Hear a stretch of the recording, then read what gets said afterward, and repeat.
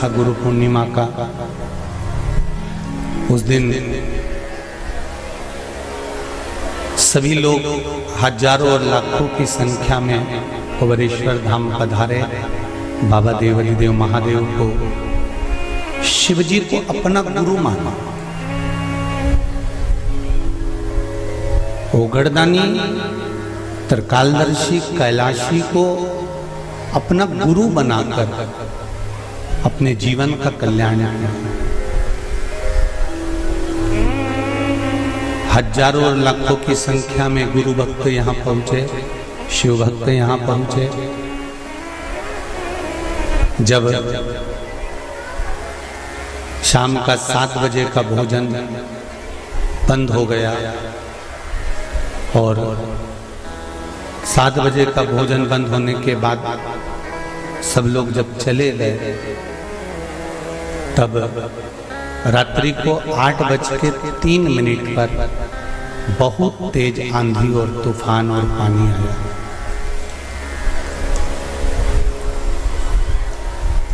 बिजली की रफ्तार भी उतनी तेज थी, पानी की रफ्तार भी उतनी तेज थी और हवा की रफ्तार भी उतनी तेज थी। पर बाबा की कृपा, जितनी आंधी, जितना तूफान और जितना हवा और जितना पानी उस दिन गिरा, ऐसा कैसा ही पानी सीहोर नगर के इस कुबेरेश्वर धाम के आसपास जिस दिन से कथा चालू हुई उस दिन से लगातार, आपने भी अखबारों में और टीवी में देखा होगा, सभी जगह पर पानी, बिजली और हवा थी। एक बार बीच में हमने भी कथा में कहा था कि बाबा की कृपा से कुबेरेश्वर धाम में इतना पानी नहीं गिरा, पर आसपास के क्षेत्र में इतना पानी था कि गलियों में, कहीं बीच मार्ग पर, श्रवण बगीचे में कहीं पानी पानी भरा गया। बाबा ने पूरा 7 दिन खूब संभाल कर रखा। 8वें दिन भी लाखों लोग आए, खूब संभाल कर रखा। जब सब चले गए, लगभग 100-150 लोग यहाँ होंगे जो चारों तरफ थे। जो पंडाल नीचे गिरा हवा आंधी तूफान में, उसमें मात्र 12 लोग थे। ये शिव की कृपा है, ये शंकर की कृपा है।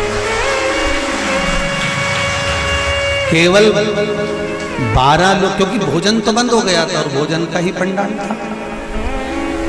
12 लोग में से 8 लोगों के हाथ पैर में चोट आई, जिनको हॉस्पिटल में भी भर्ती करा गया। बाबा की कृपा से सब लोगों के स्वास्थ्य ठीक रहे। 2 लोगों को भोपाल भी भेजा गया, उनको भी प्राइवेट हॉस्पिटल में भर्ती कर दिया गया। जो भोपाल में भर्ती थे, अब उनको हम वापस सीहोर लिया है बाबा की कृपा से। उसमें से 2 लोगों को उनके गांव वापस भेज दिया, क्योंकि वो ठीक हो गए थे और डॉक्टर की आज्ञा मांगकर वो भी चले गए। प्रतिदिन हॉस्पिटल में मिलने जाना और प्रतिदिन सबसे मिलना। उस घटना में एक माँ आई हुई थी, वो भी शिव धाम में, जैसे आपको कहा था कि शंकर के लिए और राष्ट्र के लिए, भगवान की अविरल भक्ति के लिए और राष्ट्र के लिए जो अपने प्राणों को भी त्याग देता है, वो कभी मरता नहीं है, वो अमर हो जाता है। भगवान शिव के धाम चले। मृत्यु तो निश्चित है।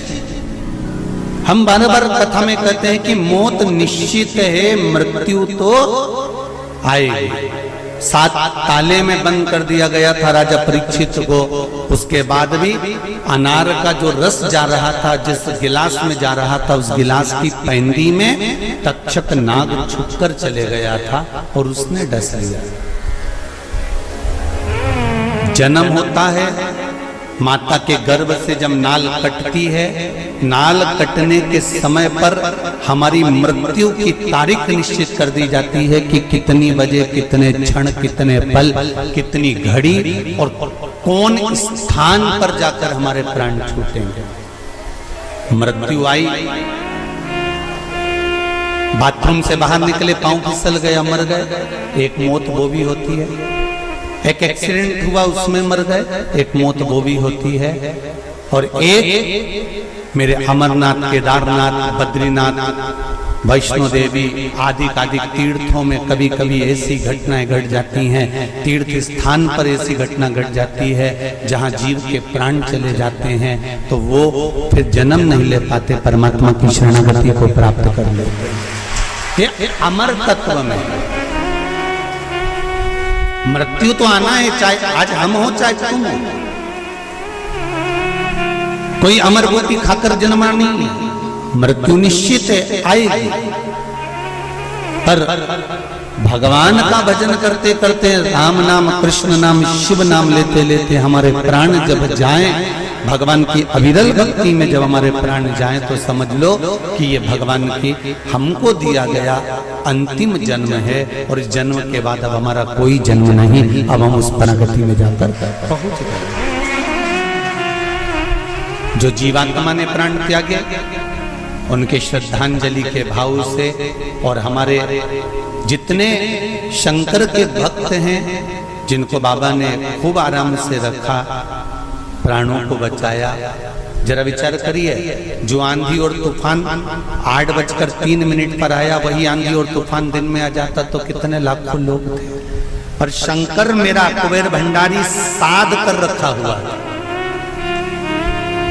लाखों हजारों लोग उस टेंट में भी थे, बीच के टेंट में भी थे, सारे टेंट में थे, पर कोई टेंट नहीं गिरा। जिस टेंट में मात्र 6, 7, 8 लोग थे, वही टेंट को भगवान ने थोड़ा सा कहीं डामाडोल करा।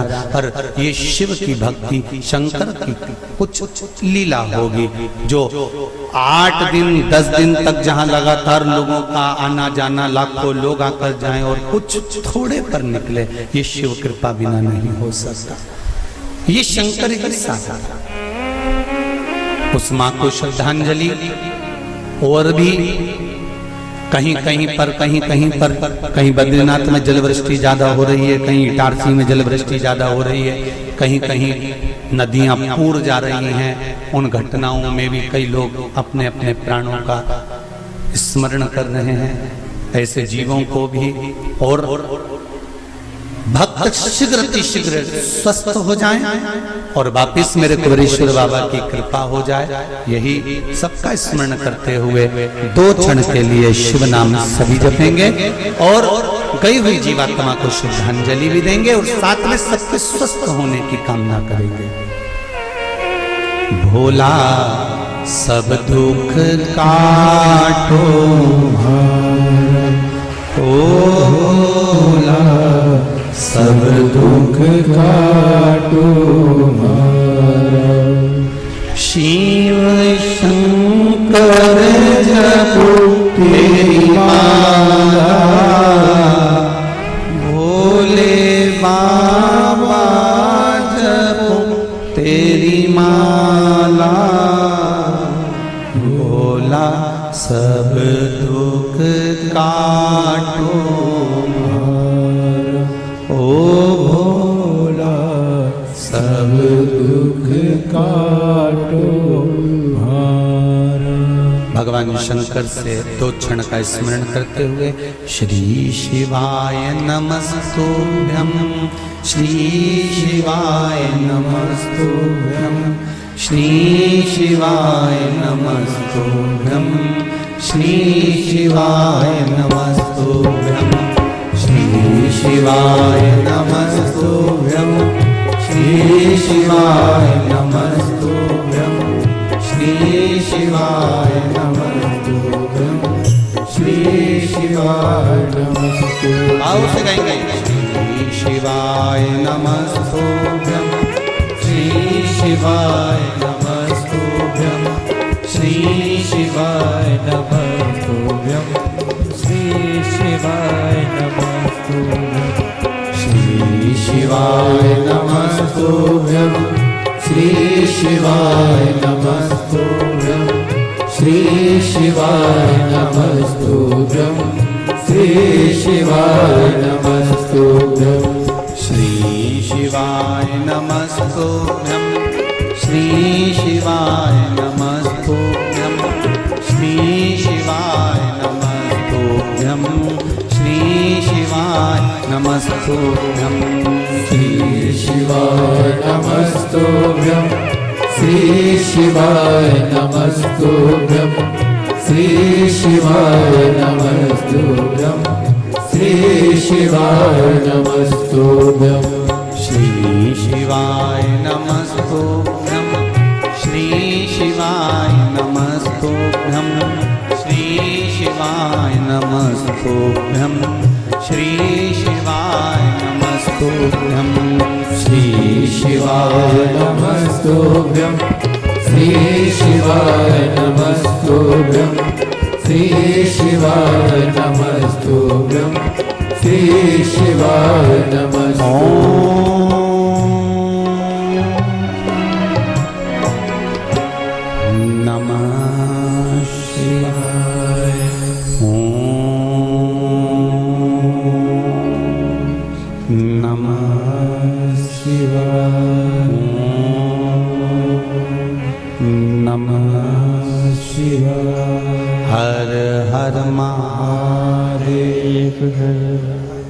भगवान ओगड़दानी त्रिकालदर्शी कैलाशी अविनाशी भूत भावन जिनकी पावन कथा का रस तत्व हम ग्रहण कर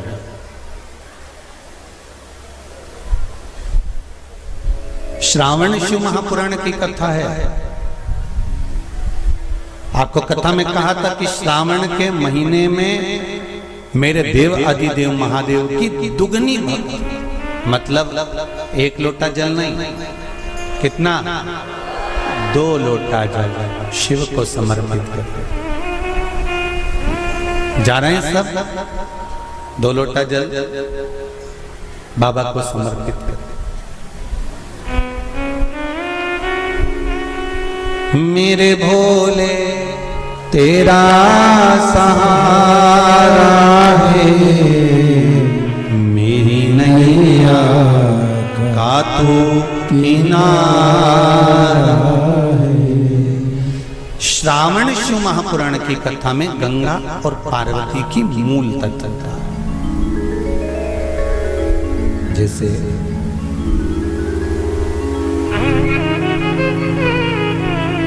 श्रावण का महीना आता है तो गंगा मैया और पार्वती मैया ये दोनों सृष्टि के भार जब भगवान शंकर पर आ जाता है 4 महीने तक, जिसको हमारे यहाँ चतुर्मास कहा, तो ये 4 महीना जब चतुर्मास का आता है तो सृष्टि का संपूर्ण भार मेरे देवादिदेव महादेव पर है। और देवादिदेव महादेव पर जब सृष्टि का भार आता है तो केवल अकेले महादेव इस भार को नहीं उठाता, इस भार को उठाने के लिए गंगा और माता पार्वती भी उनके नजदीक में आकर खड़ी हो जाती।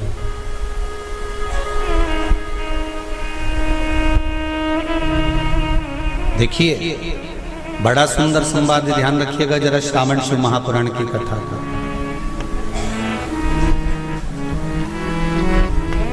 केवल एक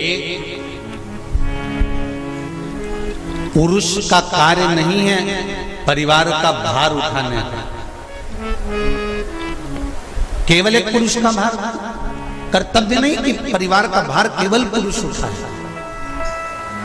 शिव महापुराण की कथा कहती है कि धर्म पत्नी जो होती है, जिसको धर्म की ध्वजा कहा जाता है, धर्म पत्नी जो होती है ये पति के साथ मिलकर आधा भार अपने माथे पर लेकर चलती है, उसको धर्म पत्नी कहते हैं, जो भार तत्व को ग्रहण कर चलती है। केवल पति नहीं, केवल पति नहीं, धर्म पत्नी भी भार ग्रहण करते।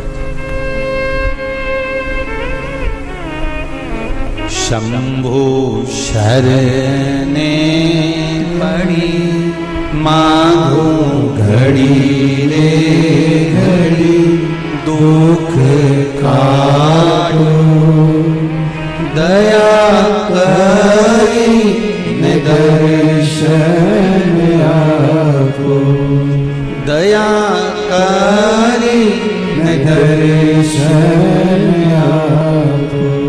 संपूर्ण भार पुरुष अपने ऊपर नहीं लेते, आधा भार धर्मपत्नी भी ग्रहण करती है। वो भार कैसे कम होता है, जरा ध्यान देना कथा पर। पति दुकान पर जाकर, नौकरी पर जाकर, व्यापार करने पर जो कमा कर लाता है, उसका भार जो कमा कर लाया, उसके माध्यम से धन से घर का थोड़ा भार कम हो जाता। ये तो हुई कमाई से। अब शिव महापुराण की कथा कहती है कि पत्नी आधे भार को कैसे कम कर देते हैं, तो कहा धर्म पत्नी आधे भार को ऐसे कम कर देती है कि वो घर में रहकर बच्चों का देख रेख कर कर, आए हुए अतिथि गण का सम्मान कर कर, भजन कर कर, कीर्तन कर कर, पुण्य कर कर, सत्कर्म कर कर, मंत्र जाप कर कर, नाम जाप कर कर, जो भगवत स्मरण में डूब कर जितना पुण्य अर्जित करती है धर्मपत्नी, उसमें से आधा पुण्य अपने पति के खाते में देती चली जाती है, उस भार को उठाने के लिए।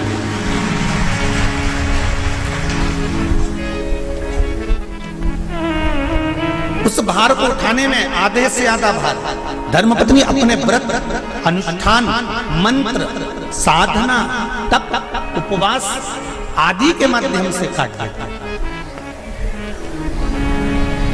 एक बात और याद रखिए, श्रावण के महीने में सारे व्रत आते हैं, बहुत सुंदर सुंदर। छोटी तीज का व्रत भी आ जाता है, बड़ी तीज का व्रत भी आ जाता है।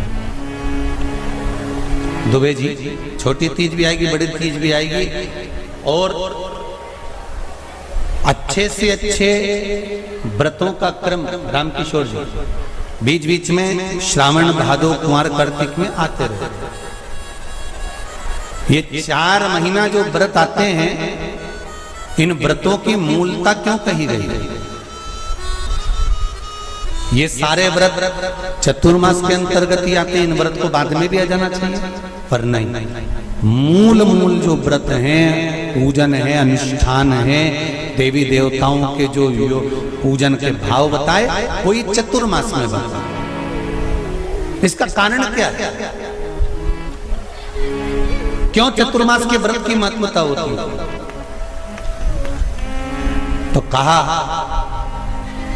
इस चातुर्मास के अंतर्गत स्त्री, नारी जो व्रत धारण करती है, हाथों में चूड़ा पहनना, पाँव में पायल पहनना, महावुर लगाना, मेहंदी लगाना, ये जितने छोटी तीज, बड़ी तीज और अन्य तीजों आएंगी, त्योहार आएंगे चतुर्मास में, माताएं हरतालिका तीज हुई, छोटी तीज, बड़ी तीज हुई, भादों के कोई व्रत हुए, अनुष्ठान हुए, छठ हुई, पूजन, जो भी माताएं पूजन करेंगी उसके अनुसार वो हाथों में, शरीर पर 16 श्रृंगार धारण करती हैं, बहुत सारे श्रृंगार धारण करती हैं, और श्रृंगार धारण करने के साथ साथ माताएं अखंड सौभाग्य की वस्तुएं भी इन 30 त्योहार पर दान करती हैं।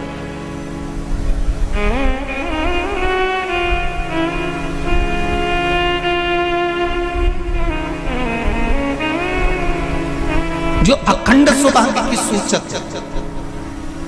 जो अखंड सौभाग्य की वस्तुएं वो देने का प्रयास करते, दान। क्यों जीजियो, एक बात बताओ, जितने भी माताएं कथा सुन रही हैं और जितने फेसबुक, यूट्यूब पर सुन रहे हैं और जितने आस्था चैनल पर सुन रहे हैं, श्रावण के महीने की श्रावण शिव महापुराण की कथा सुन रहे हैं, एक बात दिल से बताना, जितनी सौभाग्यवती माताएं होती हैं, ये संक्रांति पर भी 13 चीजें दान करती हैं, 14 चीजें दान करती हैं। बीच में कोई 16 सोमवार का उद्यापन करेंगी तो भी सुहाग की सामग्री देंगी, उद्यापन करेंगी तो भी सुहाग की सामग्री देंगी, कोई कार्य करेंगी तो भी सौभाग्य की सामग्री देंगी। सौभाग्य की सामग्री का दान क्यों किया जाए? सौभाग्य सूचक वस्तुओं का दान क्यों किया जाए? सौभाग्य की वस्तुएं क्यों प्रदान करी जाती है, क्यों दी जाती है, उसका कारण क्या है?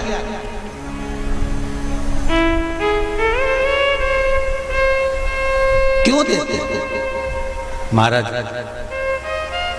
भारत की भूमि की सौभाग्यवती माताओं का एक मन की अभिलाषा रहती है, भारत की भूमि की माताओं की एक अभिलाषा रहती है कि जब उसके प्राण छूटे तो अखंड सौभाग्य धारण करके पति के कंधे पर और पुत्र के कंधे पर शमशान पर।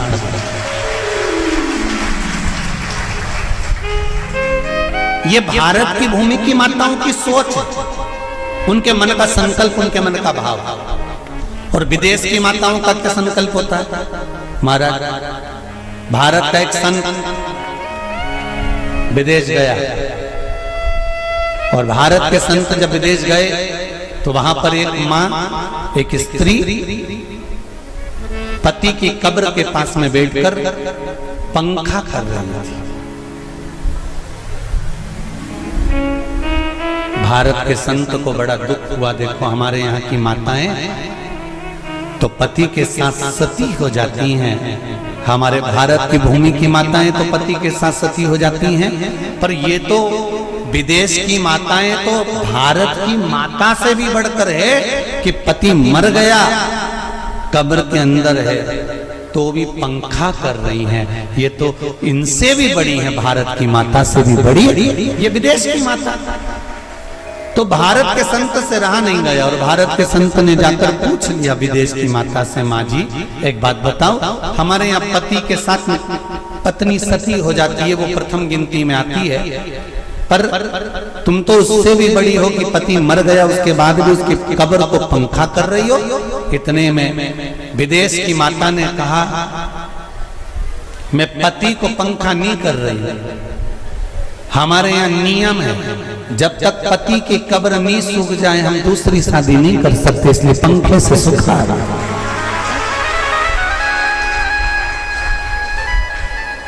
इसलिए पंखे से सुखा रही है। मेरे भारत की माताओं में और विदेश की माताओं में अंतर है साहब। मेरे भारत की माताएं अखंड सौभाग्य की वस्तुएं धारण अपने आप को गौरवान्वितता महसूस करती हैं और विदेश की माताएं ये सब वस्तुएं उतार कर गौरवान्वितता महसूस करती हैं।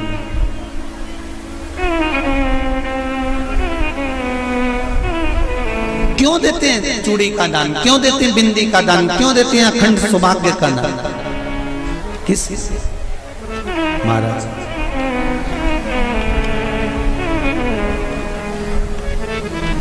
मेरे हाथों में भर भर के चूड़ी रहे,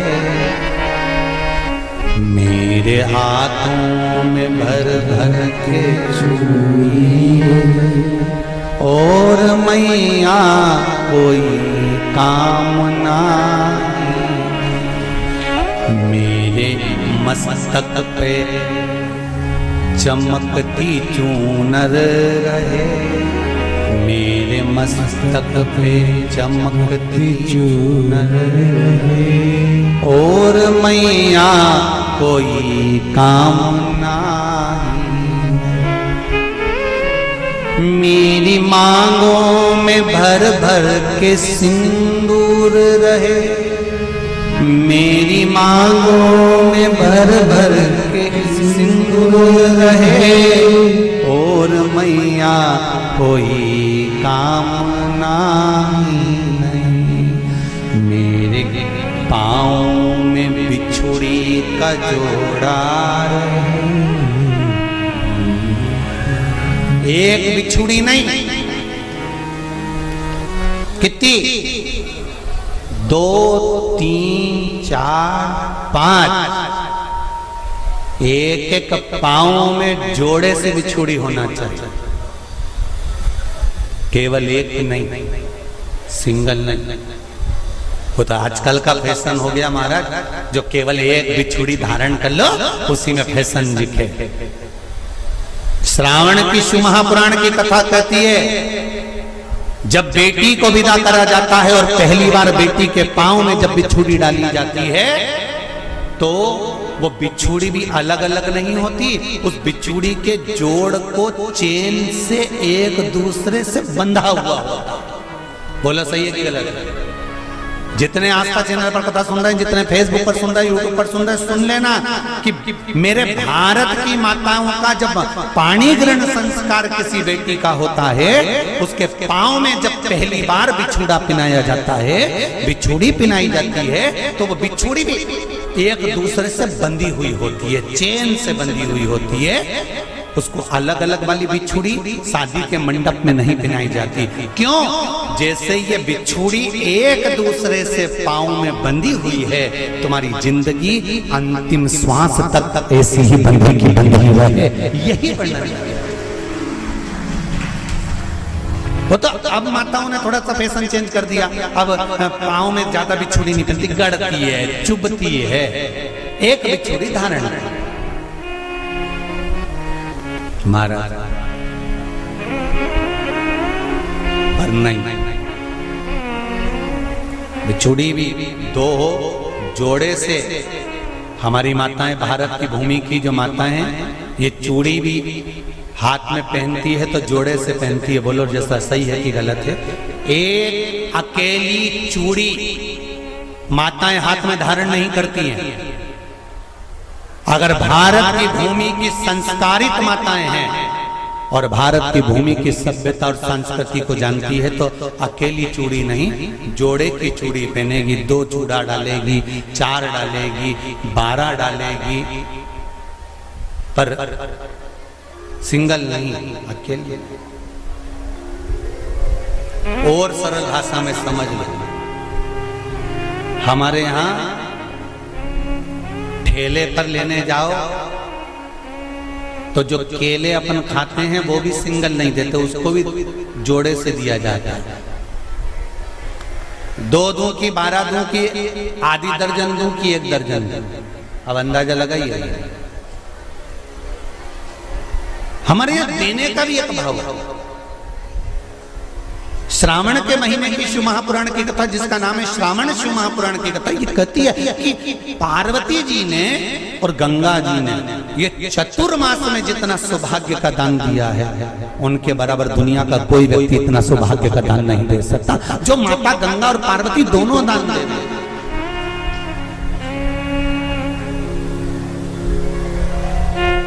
प्रतिदिन दे रहे हैं। और अब तो फैशन आ गया, तुम लोगों जो सौभाग्य का दान देते हो प्लास्टिक की डलिया में देते हो, पर एक एक पुराण को उठा कर देख लेना, एक एक उद्यापन को उठा कर देख लेना। जितनी तुम कथा तुम्हारे घर में छोटी छोटी कथाओं की पोथियां पड़ी हो, उनको उठा कर देख लेना, उसमें नहीं लिखा कि प्लास्टिक की डलिया में सौभाग्य की वस्तु का दान दिया जाता है। उसमें लिखा है बांस की पिटारी में, बांस की डलिया में सौभाग्य। क्यों? क्योंकि बांस वंश की वृद्धि करता है, बांस सौभाग्य की वृद्धि करता है, और बांस अखंड सौभाग्य। जैसे बांस का पौधा बढ़ते चले जाता है, बढ़ते चले जाता है, उसी तरह बांस की डलिया में जब दान दिया जाता है, बांस की टोकनी में जब दान दिया जाता है, तो ये भाव रखा जाता है कि तुम्हारा सौभाग्य ऐसे ही बढ़ता रहे। पर अब थोड़ा सा फैशन चेंज हो गया, तो प्लास्टिक की डलिया, पर प्लास्टिक की नहीं। महाराज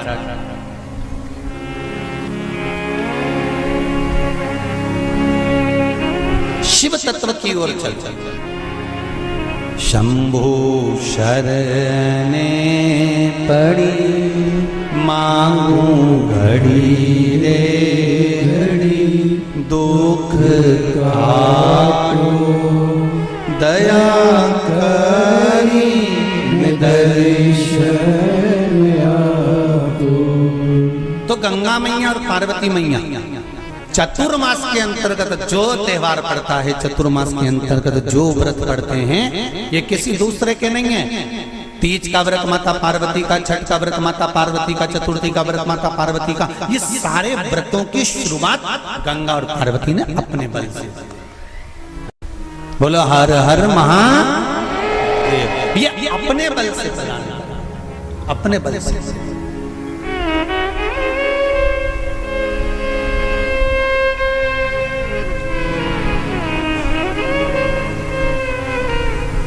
एक बार बाबा देवाधिदेव महादेव भगवान शंकर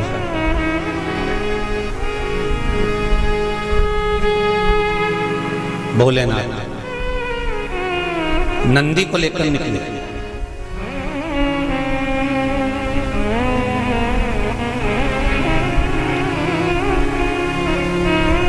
और नंदी को लेकर जब भोलेनाथ जी चले,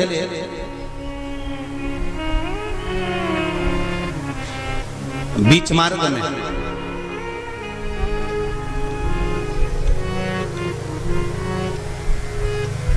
जिस चंचुला देवी का पति बिंदुक के प्राण छूटे थे,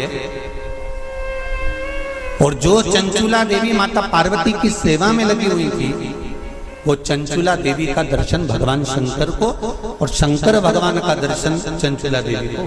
अब देखिएगा जरा कथा पर विशेष ध्यान रखना। श्रावण महीने की शिव महापुराण की कथा कह रही है कि नारी का अखंड सौभाग्य कैसे रह सकता है।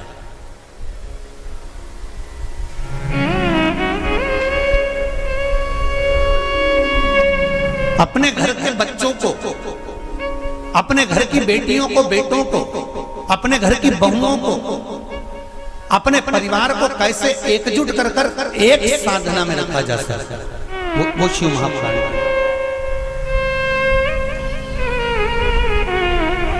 महाराज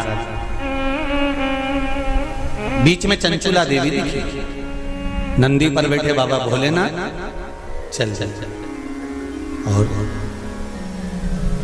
आराम से देवाधिदेव महादेव जा रहे थे। नंदी अलमस्त होकर चल रहे थे, हाथ में बाबा के त्रिशूल त्रिपुंड, मस्तक पर भस्म रमाए हुए, जटा जूट बांधे हुए, मस्तक पर सुंदर चंद्रमा है, और गंगा की धार बहते बहते देवाधिदेव महादेव चंचुला के सामने आ गए। चंचुला वो जिसका पति बिंदु प्रेत योनि में पड़ा हुआ था, और बेदब्य था उस चंचुला ने धारण कर कर रखी थी, उसका पति जीवित नहीं था।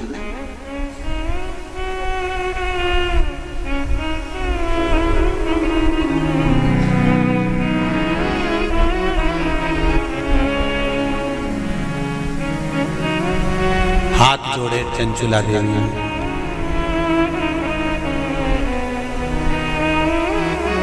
और निवेदन करा, महाराज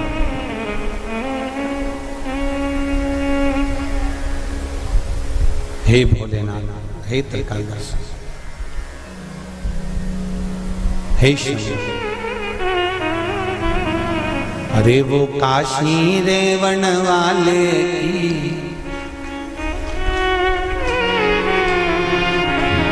वो उज्जैन रहने वाले की जय होना चाहिए, जय होना चाहिए। ओ काशी रहने वाले की, ओ उज्जैन रहने वाले की जय होना चाहिए, जय होना चाहिए। घर घर में भोले बाबा की, घर घर में शंभो बाबा की जय होना चाहिए, जय होना चाहिए। घर घर में भोले बाबा की जय, शंभो बाबा की जय होना चाहिए, भाव से जय होना चाहिए। घर घर में भोले बाबा की, घर घर में शंभो बाबा की जय होना चाहिए, जय होना चाहिए। घर घर में भोले बाबा की, घर घर में शंभो बाबा की जय होना चाहिए, जय होना चाहिए। बड़े आनंद में दोनों हाथों से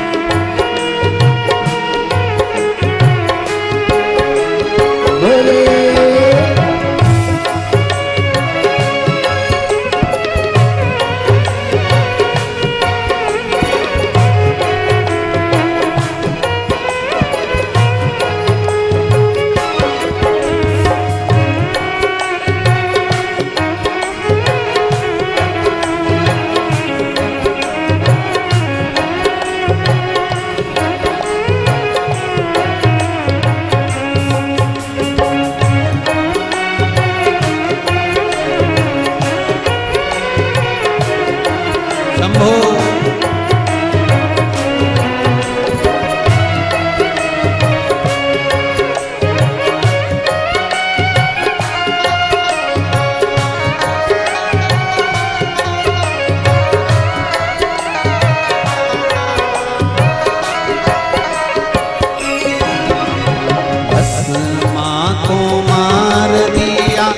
भक्तों का उद्धार किया, भस्मा को मार दिया, भक्तों का उद्धार किया, भस्मा को मार दिया, भक्तों का उद्धार किया, भस्मा को मार दिया, भक्तों का उद्धार किया। वो भस्मा मारण वाले की, वो भस्मा मारण वाले की, वो भस्मा मारण वाले की, वो भस्मा मारण वाले की जय होना चाहिए, जय होना चाहिए।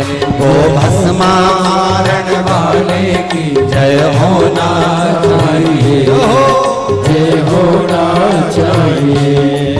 घर घर में भोले बाबा की, घर घर में शंभू बाबा की जय होना चाहिए, जय होना चाहिए। घर घर में भोले बाबा की, घर घर में शंभू बाबा की जय होना चाहिए, जय होना चाहिए। शंभो।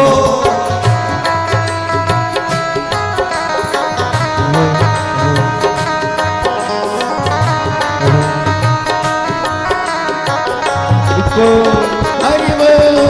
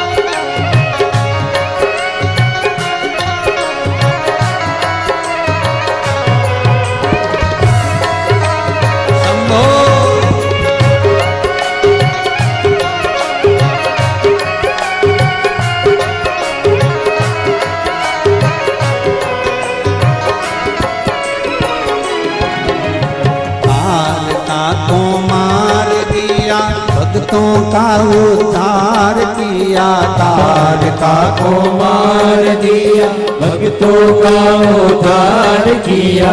तारका को मार दिया, भक्तों का उद्धार किया, तारका को मार दिया, भक्तों का उद्धार किया। तारका मारन वाले की, वो तारका मारन वाले की, वो तारका मारन वाले की, वो तारका मारन वाले की जय होना चाहिए, जय होना चाहिए, जय होना चाहिए, जय होना चाहिए, जय होना चाहिए, जय होना चाहिए, जय होना चाहिए, जय होना चाहिए।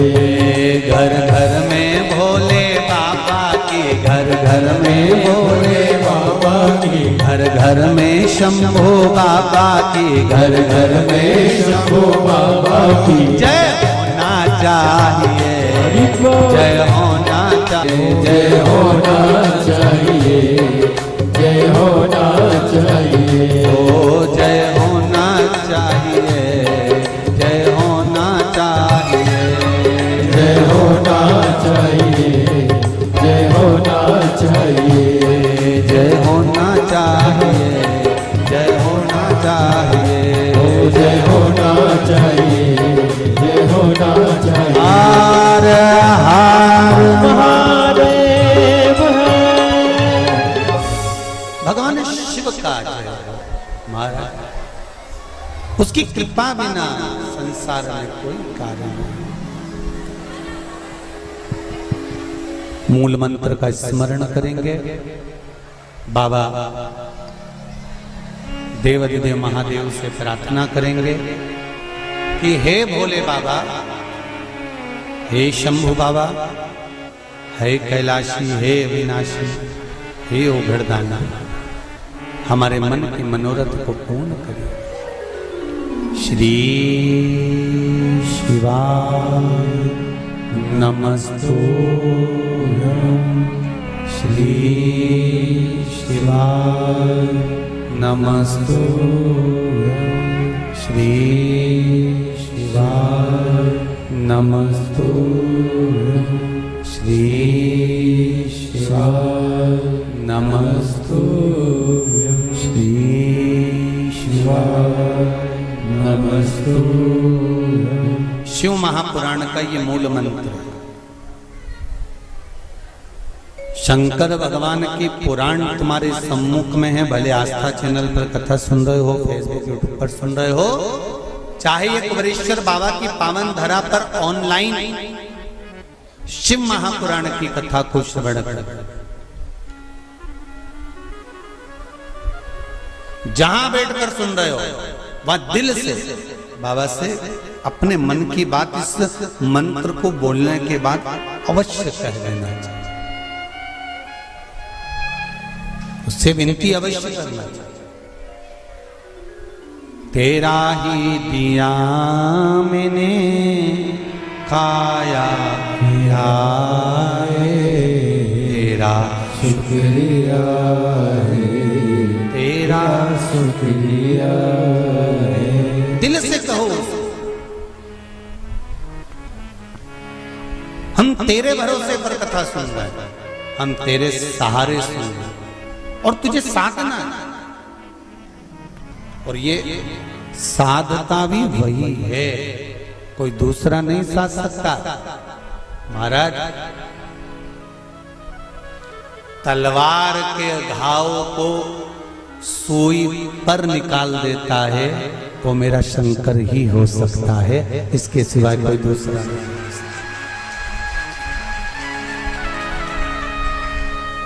तलवार के घाव को अगर सुई पर निकाल रहा है तो वो शिव है। जो हादसा हुआ पूर्णिमा पर, वो अगर दिन में होता तो ये तलवार का घाव जैसा नहीं होता, और निकाल दिया सुई के घाव पर, सुई पर। ये शिव है, कोई दूसरा नहीं। भी शंकर है, कोई दूसरा नहीं। वो कुबेरेश्वर महादेव है, साधारण नहीं हो सकता। भक्ति अविरल हो,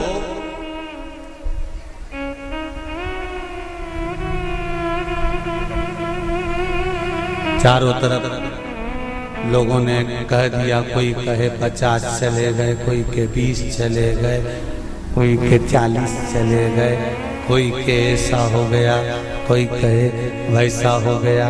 पर प्रकृति के आगे कुछ नहीं। कब कोरोना महामारी आकर चली जाती है, कब हवा तूफान आकर चले जाता है, किसी को नहीं। ये तो शिव है जो सादा चंचुला।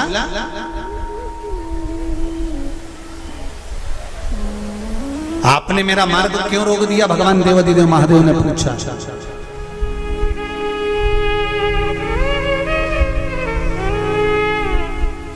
आपने मेरा मार्ग क्यों रोका है? इस मार्ग को रुकने का कारण क्या? किस लिए रोका है? चंचुला देवी की आंख में जल भरा हुआ।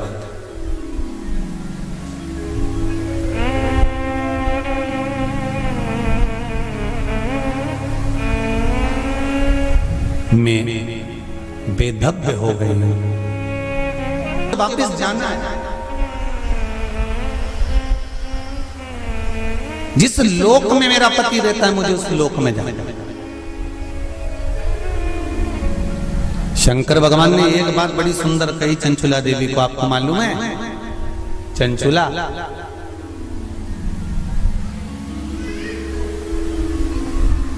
देवता भी बैकुंठ में बैठकर सुखी नहीं है।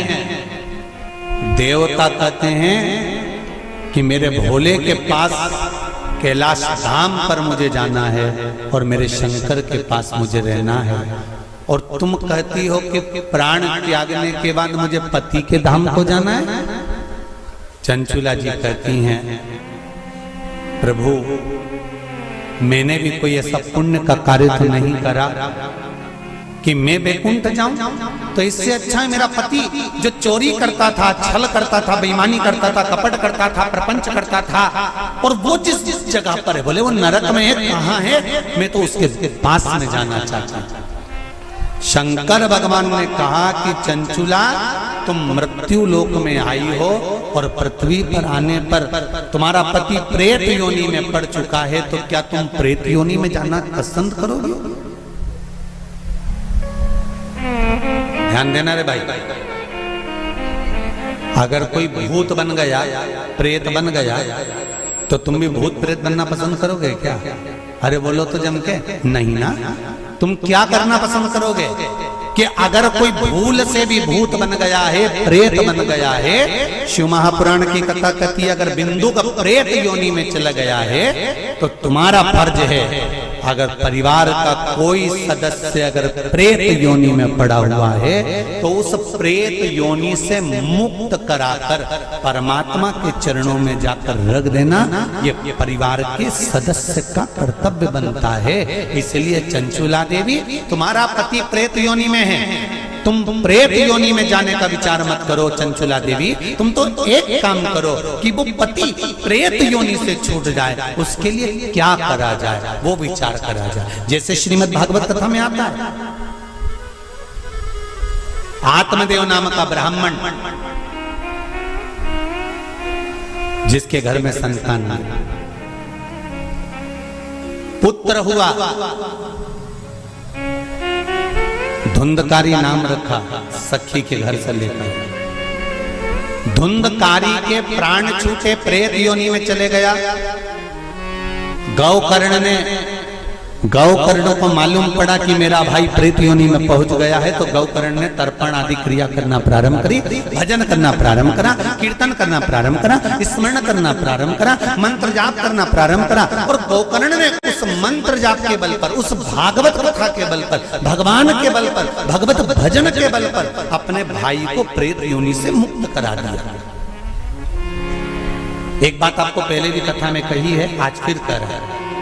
शिव महापुराण की कथा सुनकर जो जहां से निकल कर जाता है, उस जगह पर जितनी जीवात्माएं कहीं एक्सीडेंट में, कहीं गर्भ में, कहीं कैसे ना कैसे शांत हो जाती हैं, वो जीवात्माओं पर हमारे शरीर की तरंग जब लगती है, जो कथा सुनकर जाता है, उसके शरीर की मात्र जो हवा लगती है, छूकर जाने वाली हवा, उसके द्वारा भी कोई प्रेत योनि में पड़ा हुआ होता है तो उसकी भी मुक्ति हो जाती है। ऐसी शिव महापुराण, उसका भी मोक्ष हो जाता है।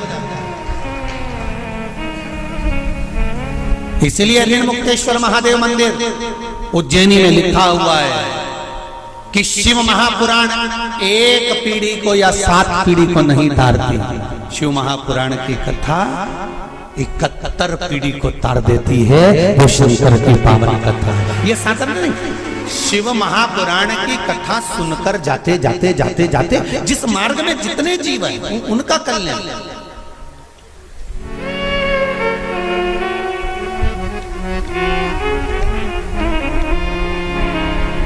इतना तो करना स्वामी जब प्राण तन से निकले। मरना निश्चित है, प्राण छूटेंगे ये निश्चित है, कब छूटेंगे ये पक्का पता नहीं, किसकी कितनी उम्र है ये मालूम नहीं है। तो एक काम तो कर सकते हैं, भगवान से प्रार्थना तो कर सकते हैं कि बाबा ऐसी कृपा करना, ऐसी दया करना, मेरी ऐसी बुद्धि करना कि तेरा भजन करते हुए, तेरा दर्शन करते हुए, तेरा कीर्तन करते हुए, तेरा मंत्र जाप करते हुए मेरे प्राण छूट जाए। इतना तो करना स्वामी जब प्राण तन से निकले, गोविंद नाम लेकर जब प्राण तन से निकले। भगवान से इतनी प्रार्थना जरूर करना कि तेरे भजन करते करते, तेरा स्मरण करते करते, तेरा मंत्र जाप करते करते, तेरा कीर्तन करते करते, तेरी कथा श्रवण करते करते, दान पुण्य सत्कर्म करते करते, तीर्थ आदि करते करते, गंगा का स्नान, यमुना का स्नान, सरयू का स्नान करते करते, सारी पुरियों का स्नान करते, पूजन करते करते मेरे प्राण तेज में समा जाए। इससे बढ़कर कोई सुख जीवन का नहीं हो सकता, इससे बढ़कर कोई आनंद नहीं हो सकता।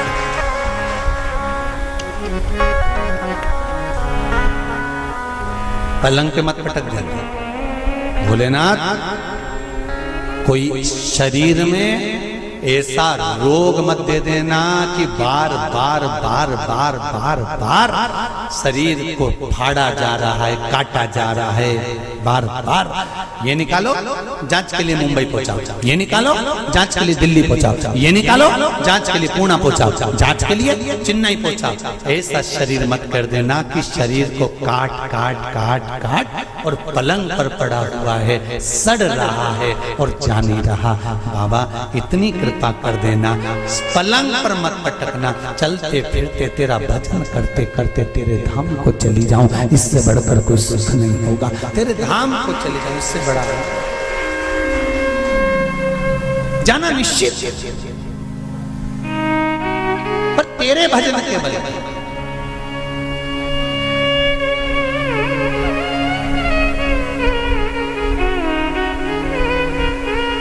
महाराज।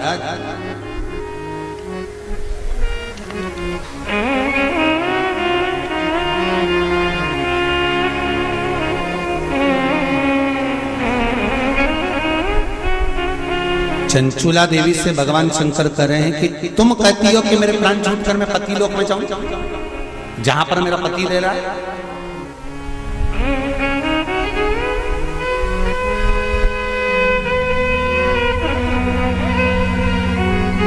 फिर ध्यान दो, इसको और सरल तरीके से समझ लो।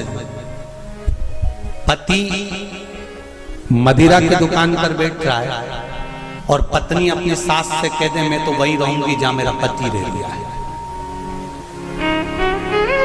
जम के तो बोलो जरा, जहां मेरा पति रह रहा मैं तुम्हारा रहूंगा। पति मदिरा की दुकान पर बैठा है, मदिरा का नशा कर रहा है, तो क्या पत्नी माजा का नशा करेगी? अरे बोलो जम के, नहीं। शिव महापुराण का ये संवाद याद रखना। शंकर भगवान चंचुला देवी से कह रहे हैं पति के लोक नहीं, पति अगर प्रेत योनि में पड़ा है तो उस योनि से छुड़ाकर शिव लोक में पति को लेकर आ और खुद भी शंकर की शरणागति ग्रहण कर ले। पत्नी धर्म पत्नी वो होती है, धर्म पत्नी वो होती है।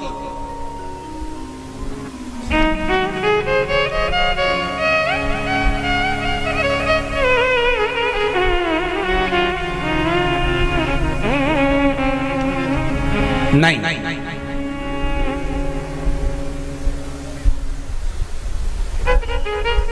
तुम अगर मदिरा की दुकान पे बैठोगे तो मैं भी बैठूंगा, तुम जुआ खेलोगे तो मैं भी खेलूंगी, तुम वेश्यावृत्ति करोगे तो मैं भी करूंगा। ये धर्म पत्नी का तरीका नहीं है। धर्म पत्नी का तरीका है कि पति अगर मदिरा की दुकान पर बैठा है तो तू कुछ ऐसा कर्म कर जिसके बल पर तेरा पति मदिरा की दुकान छोड़ दे, वो अलग, मदिरा पीना ही छोड़ दे, वहां से छुड़ाकर अच्छे कर्म की ओर ले।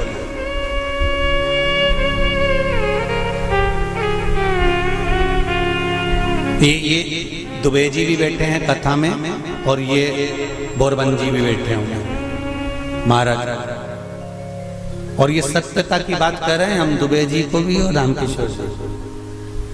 तुमसे ज्यादा कथा करवाने का भाव तुम्हारी धर्म पत्नियों ने ही प्रेरित करा होगा, ये निश्चित है। ये हम ये भाव से, क्योंकि पति को सतमार्ग तक लेकर जाना, पति को सतमार्ग की ओर प्रेरित करना। और आज भी कमी नहीं है, सावन का महीना चल रहा है, आज भी जितने लोग आस्था चैनल पर कथा सुन रहे हैं, फेसबुक यूट्यूब पर कथा सुन रहे हैं, मेरा विश्वास कहता है कि घर की माताएं, घर की धर्म पत्नियां अपने पति से एक बार तो कहती होंगी, सुनो जी सावन का महीना चल रहा है, आज अपनी छुट्टी है, एक काम करते हैं, 2 लोटा पानी लेते हैं और ले जाकर समर्पित कर देते हैं। सुनो आज छुट्टी है, एक बेलपत्र बाबा को चढ़ा देते हैं, आज छुट्टी है, एक काम करते हैं, हो सकता है सोमवार के दिन हमको ऑफिस जाना पड़े, हो सकता है सोमवार के दिन हमारा वर्किंग डे रहे, इसलिए काम करते हैं, रविवार आ रहा है, शनिवार आ रहा है, कोई छुट्टी का दिन आ रहा है, अपन एक काम करते हैं, शंकर का अभिषेक करवा लेते हैं, किसी ब्राह्मण को घर में बुलाएं, शिव जी का अनुष्ठान करवा लें, शंकर का अभिषेक करवा लें, पूजन करवा लेते हैं, एक काम करते हैं, चलो अपन शिव के धाम चलते हैं। ये धर्म पत्नी अपने पति को प्रेरणा देकर कहीं ना कहीं सतमार्ग की ओर जोड़ देती है, उसको धर्म पत्नी कहते हैं। वो तो कहीं कहीं की ऐसी जगदम्बा होती है,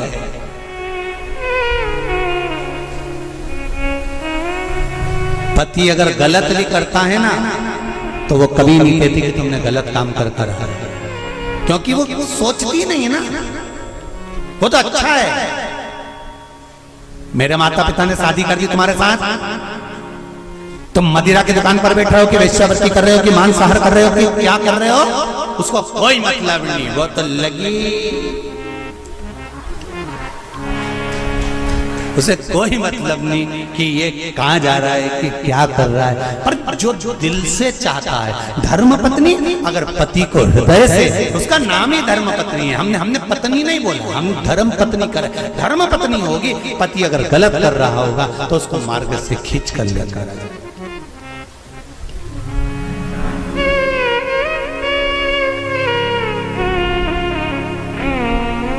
अब देखिए कितना सुंदर संवाद। चौसर खेल रहे थे पांडव चौसर खेल रहे थे। द्रौपदी से पूछा गया, तुम्हारे पति जुआ खेल रहे थे और तुमने उसको मार्ग नहीं दिखाया, सतमार्ग नहीं बताया, तुम धर्म पत्नी हो द्रौपदी, सतियों की गिनती में आता है तुम्हारा नाम, और तुम तुम्हारे पतियों को गलत मार्ग से निकाल कर नहीं लाई। द्रौपदी कहने लगी, मुझे तो मालूम ही नहीं था। पहली बात तो ये कि मैं अंदर केश सुलझा रही थी, जब मेरे केश पकड़कर खींच कर लाया गया और भरी सभा में लाकर खड़ा करा गया, तब मुझे मालूम पड़ा कि मेरे पति चौसर खेल रहे हैं, जुआ खेल रहे हैं, और मैंने हाथ जोड़कर निवेदन करा, तुम ये क्या कर रहे हो, तुम ये क्या कर रहे हो। आज भी नियम है महाराज, कोई मदिरा पान में डूबा है, कोई वेश्यावृत्ति में डूबा है, कोई मांसाहार में डूबा है, कोई गलत काम में जुए आदि में डूबा हुआ है, तुम छुड़ा कर रह गए कि मत जा, मत कर, तुम छुड़ा कर रह गए। तो शिव महापुराण का एक बड़ा सुंदर भाव वर्णन करा गया महाराज, बड़ा सुंदर भाव। महाराज शमी के 5 पत्ते, बेलपत्री के 5 पत्ते, बेर के 5 पत्ते, क्या क्या चीज है जरा जम के बोलो। शमी के 5 पत्ते, बेर के 5 पत्ते और बेलपत्री के 5 पत्ते। महाराज श्रावण महीने की दोनों अष्टमियों में से कोई भी अष्टमी, ये भी जरूरी नहीं है कि सोमवार की ही अष्टमी थी, श्रावण महीने की दोनों अष्टमियों में से कोई भी अष्टमी को बेर के पत्ते पर लाल चंदन, बेलपत्री के पत्ते पर पीला चंदन, शमी के पत्र पर केवल कोई चंदन लगाने की जरूरत नहीं, सादा केवल एकदम कुछ भी उसमें लगाकर नहीं, सिंपल। पहले लाल चंदन वाले पत्ते, फिर बेलपत्री के पत्ते, फिर शमी के पत्र शिवलिंग के ऊपर समर्पित कर कर उसको उठाकर वापस लाकर बेलपत्री के पेड़ के नीचे ही एक लोटा जल समर्पित कर कर पहले पत्ते चढ़ा देंगे, फिर लोटा भर जल समर्पित कर देंगे। उसी चढ़े हुए पत्तों में से 5 बेलपत्र को लेकर अपने घर आ जावे और अवधूतेश्वर महादेव, कौन से महादेव? अवधूतेश्वर महादेव। ये अवधूतेश्वर महादेव कौन से हैं? आपको कथा में कई बार वर्णन करा गया है। शंकर भगवान को क्रोध आया, ब्रह्मा जी ने क्रोध को लिया, समुद्र में डाला। उस रूप को क्रोध का एक रूप था, क्योंकि जो मदिरा पान करने वाले होते हैं, व्यसन करने वाले होते हैं, गलत काम करने वाले होते हैं, इनको सुधार करे जाओ। जितना तुम समझाओगे ये उतना आग बबूला होंगे। तुम बच्चों से कहोगे गलत लड़के के साथ रह रहा मत रहे, तो और ज्यादा क्रोध करेगा, और चिड़चिड़ करेगा, और अपशब्द कहेगा। तो ये क्रोध को संयमित कर दे। अवधूतेश्वर महादेव, अवधूतेश्वर महादेव का स्मरण कर 5 पत्तों को लेकर आइए। कुछ समय बाद जैसा जैसा समय की अनुकूलता मिले, आप किसी मदिरा का पान करने वाले या किसी व्यक्ति को वो पत्ते दोगे या प्रसाद के रूप में दो तो अच्छी बात है, नहीं तो उस पत्ते का थोड़ा थोड़ा भाग भी प्रतिदिन मात्र 21 दिन तक अगर थोड़ा थोड़ा भाग भी दे दिया जाए तो धीरे धीरे धीरे धीरे मदिरा पान, व्यसन, गलत आदतें छूटना प्रारंभ हो जाती है और वो शंकर की शरणागति ग्रहण करते हैं। महाराज शिव अर्चना, ये तो अभी अभी लोगों की थोड़ी सी सोच गलत हो गई। ये दुनिया के लोगों को ये तो मालूम नहीं है भगवान शंकर के लिए। हाँ, शंकर भगवान के पास में भांग रहती है, शंकर भगवान के पास में भांग रखी हुई होती है। शंकर भगवान का भांग का श्रृंगार होता है, क्योंकि उसको बूटी के रूप में, औषधि के रूप में लिया जाए। पर कोई कहे कि शंकर भगवान भांग का नशा करते हैं, तो ये संसार के लोगों को समझा देना कि शिव भांग का नशा, मेरा भोलेनाथ भांग का नशा नहीं करते, शिव नशा नहीं।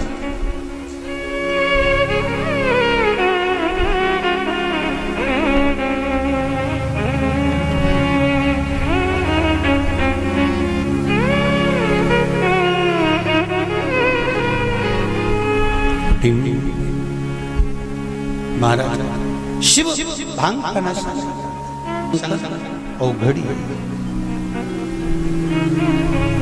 मेरा भोलेनाथ ओघड़ दानी, और मेरा शिव जब ओघड़ी, मेरा शंकर जब भोलेनाथ ओघड़ी,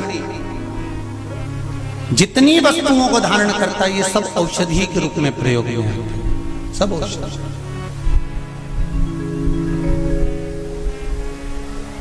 महाराज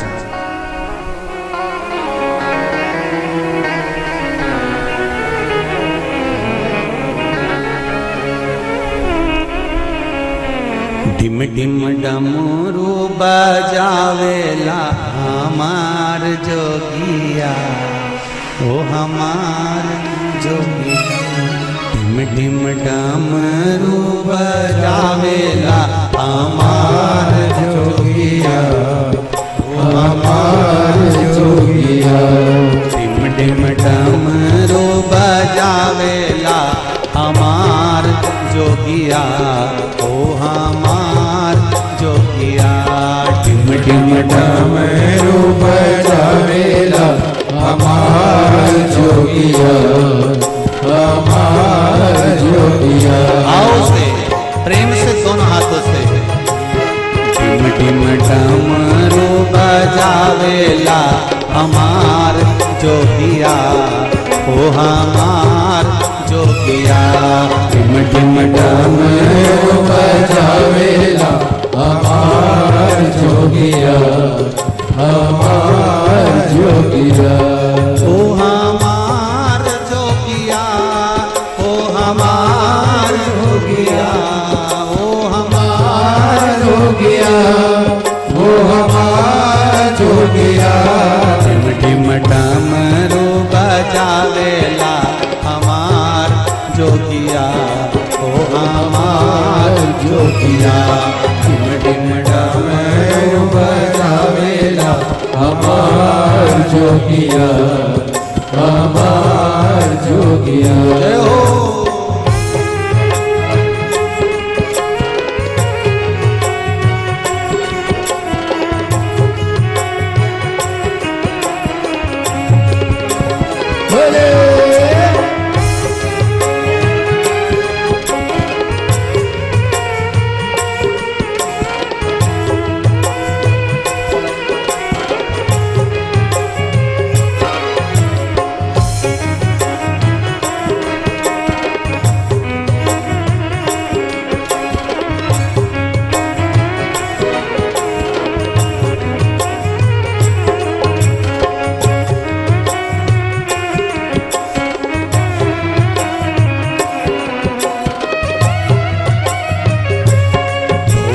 खाते निश दिन भांग रहते पार्वती के संग, बोले खाते निस दिन भांग रहते पार्वती के संग।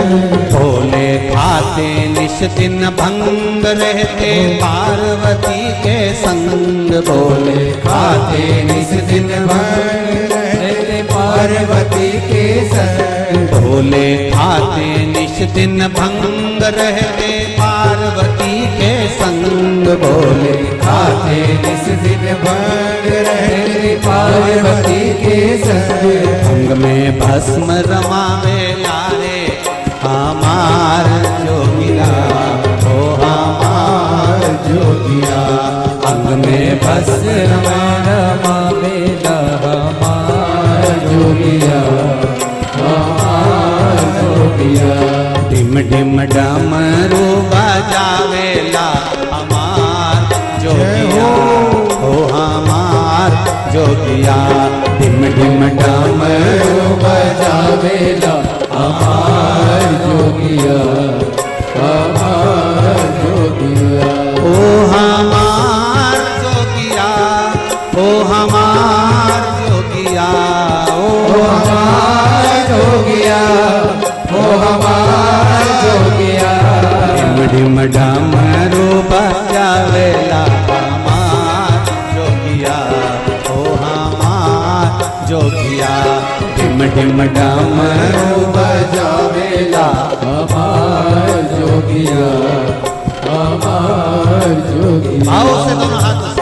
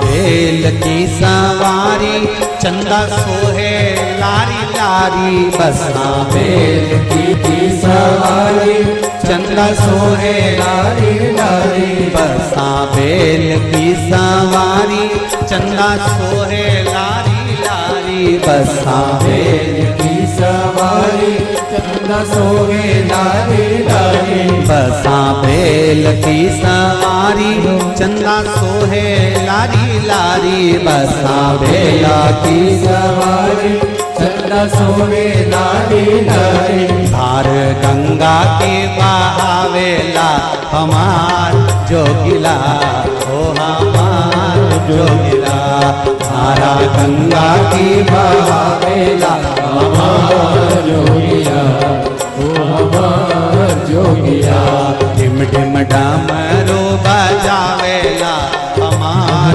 जोगिया ओ हमार जोगिया ढिम ढिम डमरू बजावेला हमार जोगिया ओ हमार जोगिया हो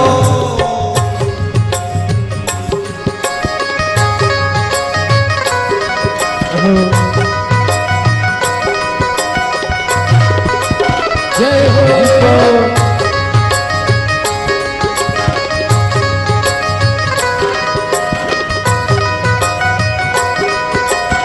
शंभो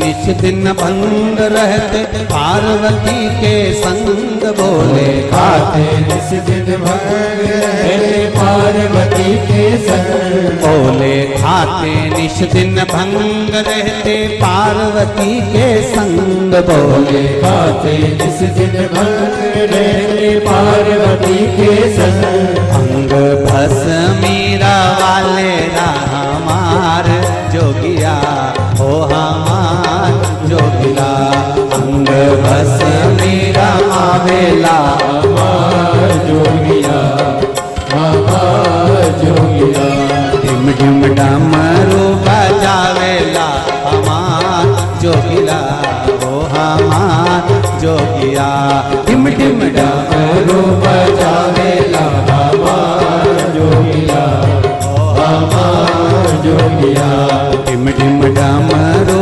बजावेला हमार जोगिया हो हमार जोगिया ढिम ढिम डमरू बजावेला हमार जोगिया हमार जोगिया हमार जोगिया हो हमार जोगिया ओ हमार जोगिया हमार जोगिया हमार जोगिया हो हमार जोगिया हमार जोगिया हमार जोगिया हमार जोगिया हो हमार जोगिया हमार जोगिया हर हर महादेव भगवान शिव की कथा कर रही है।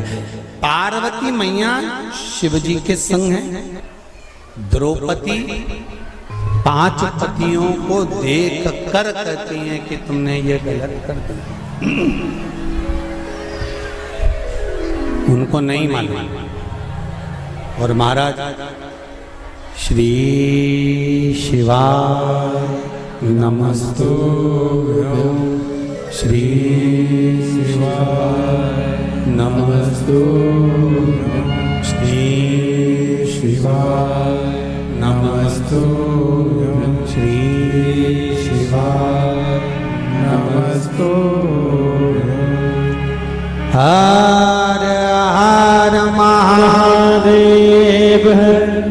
शिव कथा कर रहे हैं महाराज। भगवान शंकर का अनुमोदन कर रहा है, स्मरण कर रहा है। कथा कहती है यदि गलत मार्ग पर पति गया है तो उसको सत मार्ग पर लेकर आए।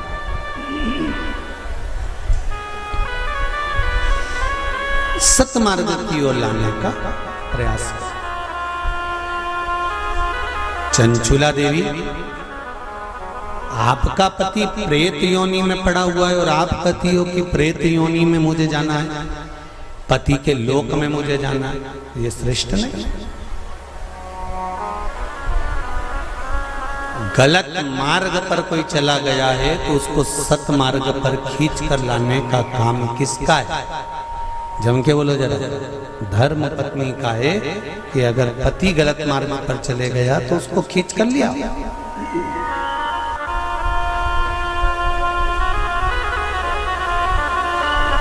यदि पति गलत काम कर रहा है और पत्नी सोचे कि अब तो मैं भी गलत काम करूंगी, तो इसमें श्रेष्ठता नहीं, उसमें श्रेष्ठता नहीं होना चाहिए।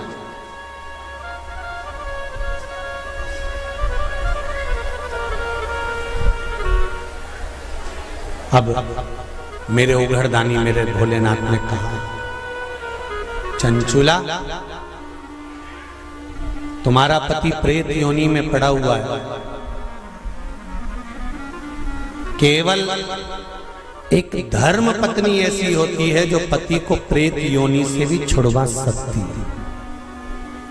श्रावण शिव महापुराण की कथा बड़े ध्यान से सुनना मेरी जीजियों, स्मरण करिएगा जरा कि धर्म पत्नी में वो बल होता है कि पति को प्रेत योनि से भी छुड़ाकर बाहर कर सकती है। धर्म पत्नी, धर्म पत्नी।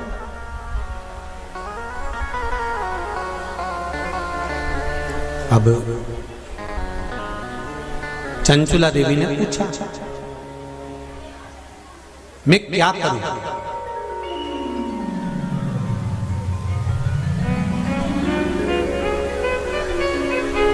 शंभो शरणे शरणे मांगो घड़ी घड़ी दुख काटो, दया करी निदर्शन आपो। चंचुला देवी पूछ रही है कि मुझे करना क्या है? पति को प्रेत योनि से कैसे मुक्त किया जा सकता है? ध्यान से सुनना रे भाई। कई लोग कहते हैं कि श्राद्ध पक्ष आ गया, ये कर लेना चाहिए तो प्रेत योनि से मुक्ति हो जाएगी। पितरों की शांति के लिए ये कर लेना चाहिए तो पितृ मुक्त हो जाएंगे। पहले तो एक बात अच्छे से समझ लो, पितृ मुक्त नहीं होते, उनकी शांति होती। क्या होती है? जम के बोलो जरा। उनकी शांति होती है।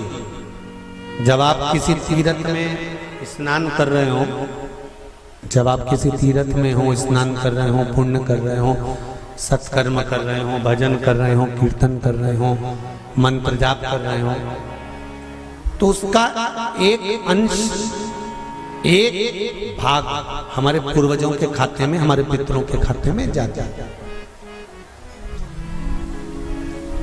उनके खाते में पहुंचता है। ये निश्चित है। आपने किसी ब्राह्मण को भोजन कराया, भले आपने पितरों के निमित्त नहीं जिमाया, कोई ब्राह्मण को एक गिलास पानी पिलाया, भले आपने पितरों के निमित्त नहीं पिलाया, पर आपका एक अंश उसके खाते में चला जाएगा। उससे क्या होगा? पितरों की शांति। और समझ लो, गया जी में पिंडदान कर देने से क्या पितृ मुक्त हो जाते हैं? बद्रीनाथ जाकर कपाल क्रिया करने से क्या पितृ मुक्त हो जाते हैं?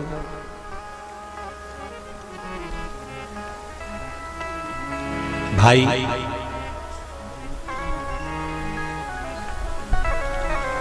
गया जी जाना तो वहां के पंडा जी से पूछना, हम यहाँ पिंडदान कर देंगे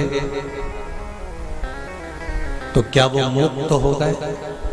पंडा जी कहेंगे आप अपने पूर्वजों को गया का पिंड देकर उनका पिंडदान कर कर आप उनको भगवान विष्णु के चरणारविंद में छोड़ गए, पर आप घर जाना तो घर पर जब जब श्राद्ध पक्ष आए तब ब्राह्मण को भोजन जरूर करो। भले तुम भूख मत देना, कौवे का मत निकालना, पर एक काम जरूर करना कि ब्राह्मण भोज कराना। उससे क्या होगा?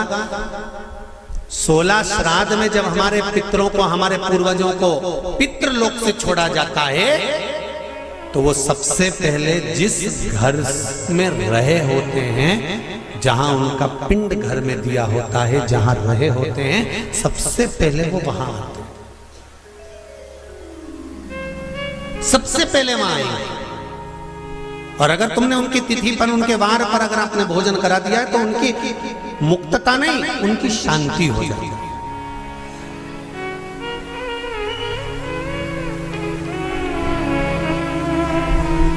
पितरों की मुक्ति कैसे है? उनकी मुक्तता कैसे? प्रेत योनि की मुक्तता कैसे? तो कहा जैसे भगवान का नाम लेने वाला व्यक्ति दूसरा जन्म नहीं पाता, उसी तरह भगवान का जो भजन करते हैं, कीर्तन करते हैं, मंत्र जाप करते हैं, या शिव महापुराण की कथा, राम कथा, भागवत कथा, विष्णु पुराण आदि आदि जितनी भी पुराण हम श्रवण करते हैं, हमारे श्रवण करने का एक भाग हमारे पितरों के खाते में जाता है। कथा के फल से उनकी मुक्ति हो जाती है, उनकी कथा के फल से मुक्तता। प्रेत योनि से मुक्त हो गया धुंधकारी, बिंदुक प्रेत योनि से मुक्त हो गया। काय से हुआ? शंकर का स्मरण, शिव महापुराण की कथा का रस तत्व ग्रहण करना, राम कथा, भागवत कथा का मात्र स्मरण करना, उससे मुक्त।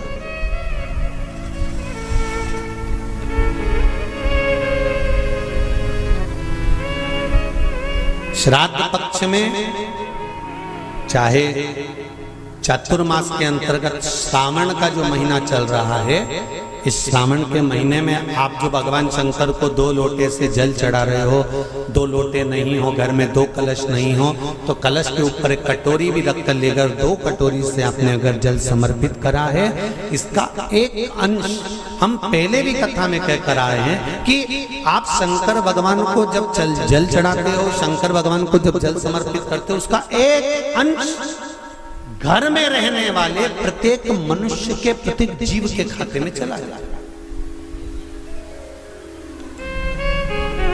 सारी समस्या का हल, जम के बोलो जरा, 1 लोटा जल, ये सारी समस्या का। भगवान शिव कह रहे हैं, चंचुला तुम प्रेत योनि में मत जाओ, अपने पति को प्रेत योनि से खींचकर कैलाश धाम लेकर आ जाओ। इसको धर्म पत्नी कहते हैं, जो पति से कह दे कि तुम गलत काम कर रहे हो, ठीक है वो अपनी जगह पर धर्म पत्नी का फर्ज है कि वो गलत काम करने वाले पति को भी धर्म का पथ निश्चित करे, धर्म का। तेरा ही दिया मैंने खाया पिया है, तेरा शुक्रिया है, तेरा शुक्रिया है। चंचुला देवी ने पूछा कि मेरे पति को प्रेत योनि से छुड़ाकर आपके चरणों में लाने का तरीका क्या है? उसका तरीका है क्या? तो कहा उसका केवल एक तरीका है। भगवान शंकर कहते हैं, एकाग्र चित्त होकर कोई अगर मेरा गुणगान करे शिव कह रहे चंचुला देवी, शंकर का मात्र गुणगान करने वाला, शिव महापुराण की कथा को मात्र श्रवण करने पर तेरे पति प्रेत योनि से छूट जाएगा। चंचुला देवी ठहाका लगाई, हंसी, मुस्कुराई।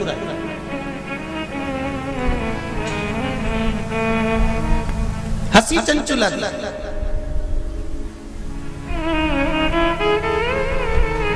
अब देखिए, कोई व्यक्ति समझा रहा है, आपकी सास बहू को समझा रही है और बहू सिर पर पल्लू लेके ठाका लगाकर खूब जोर जोर से हंसे, तो ईमानदारी से बोले सास को गुस्सा नहीं आएगा? कैसी पगली है, अकल का सब बेच खाई इसने। मैं समझा रही हूं और ये ठिठोली बना रही है। मैं इसको समझा रही हूं और ये मेरे ऊपर हंस रही है। सास बहू को समझाए और बहू खूब ठाका लगा लगा कर हंसे तो सास को बुरा लगता है। शंकर भगवान के सामने चंचुला देवी हंसी, पर मेरे शिव जी को बुरा नहीं लगा। क्यों? शंकर भगवान कहते हैं कि ये मनुष्य का शरीर जो मिला है ना, 60 साल, 50 साल, 70 साल, 80 साल, 90 साल, 40 साल, आजकल उम्र की कोई सीमा है क्या? 100 वाले, 90 वाले तो बहुत कम मिलेंगे साहब। जितने भी मिलेंगे आप कहीं पर भी सूचना पाओगे 65 का था, 70 का था, 72 का था, 80 की तो बॉर्डर कबड्डी जैसे छू के आते हैं कहीं कहीं के। 80, 85 और 90 की बॉर्डर तो कबड्डी जैसे छू के आते हैं। कहीं कहीं के होते हैं जो तू करते करते वहां तक पहुंचते हैं और 80-90 की उम्र को छू के फिर आते। नहीं तो आज का जमाना तो 70 हो जाए, 80, 70, 75, 70, 75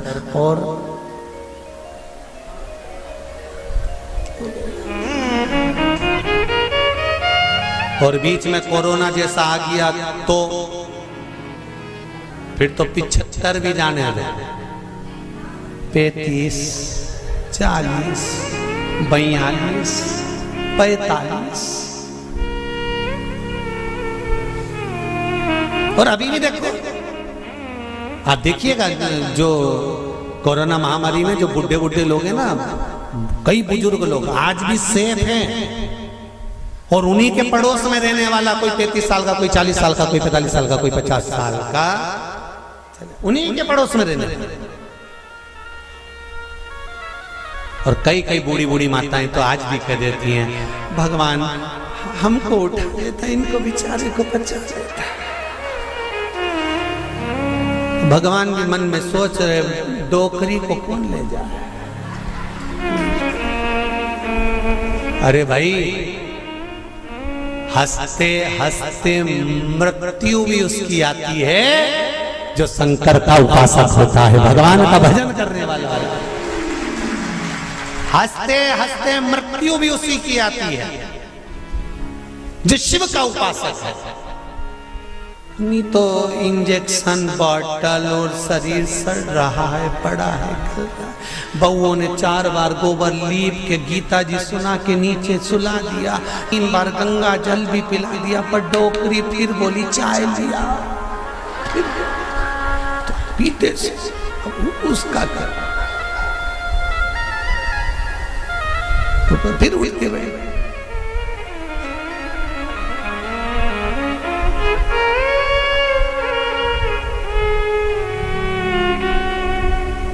अरे भाई, तुमको अगर बगीचे का सबसे सुंदर फूल पसंद है, तुम एक से बढ़कर एक बगीचे में गए पर फूल वही तोड़ते हो जो तुम्हें पसंद आता है। मेरा महादेव संसार में से उसी को उठाता है जो महादेव को पसंद आता है। ये शिव है जो महादेव को पसंद आता है। नहीं उठाएगा जब तक तो तुम चाहे गीता जी सुना दो, चाहे गंगा जल पिला दो, चाहे किसी महाराज से पूछ कर कितना भी दान करा दो, हमने काहे दान कर दी। पंडित जी को बुला के गाय भी दिलवा दी, एकादशी भी छोड़ दी, पर ये नहीं छूटी।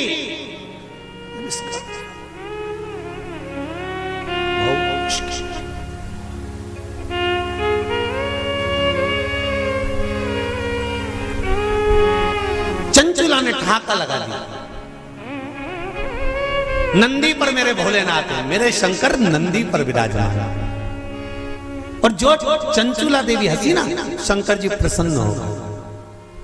सास समझाए बहू को और बहू हंसते जम के, तो सास को बुरा लग जाता है।